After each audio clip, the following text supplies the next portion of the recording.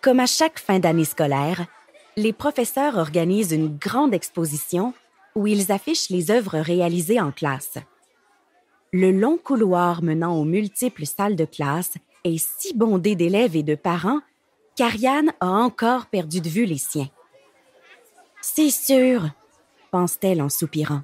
« Ils sont sûrement trop occupés à chercher les œuvres de Gabriel, son grand frère tellement doué. » La jeune fille s'arrête devant une fresque montrant des autoportraits. Même s'il ne lui ressemble pas du tout, elle reconnaît rapidement le sien. Ses yeux verts sont de travers sous une tignasse noire beaucoup plus touffue que l'original. Pourtant, Ariane s'est vraiment appliquée. Avec un second soupir, elle poursuit son chemin entre tous ces adultes.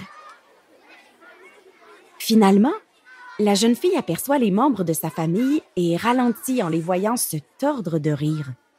Même sa mère cache son hilarité derrière sa main.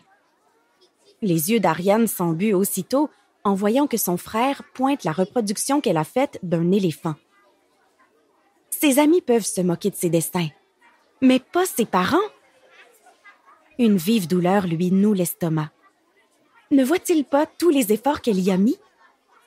Il y a même de l'ombrage pour faire un effet de profondeur. C'est son professeur qui le lui a expliqué, et elle est une des seules à avoir appliqué ses conseils.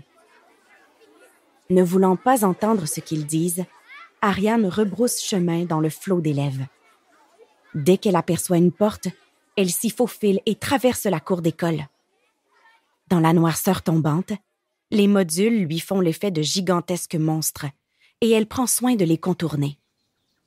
Ce détour l'amène près de la clôture et de la forêt qui s'étend au-delà, celle dans laquelle les élèves n'ont pas le droit de s'aventurer pendant les heures de cours, mais où ses parents lui permettent parfois de venir sous la surveillance de Gabriel.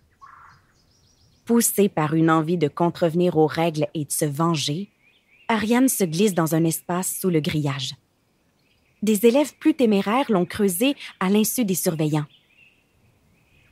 Encore plus lugubres que les modules de jeu, les arbres referment leurs branches sur la jeune fille dès qu'elle s'y enfonce. Malgré cela, Ariane poursuit son chemin. Son meilleur ami Gustave, qui raconte toujours des histoires, lui a confié une légende. Dans celle-ci, un arbre si grand qu'on n'en voit pas la cime a le pouvoir d'exaucer les souhaits des malheureux. Cependant, le lutin à l'origine de cette magie est un rigolo. Et le résultat est rarement ce que le demandeur espère.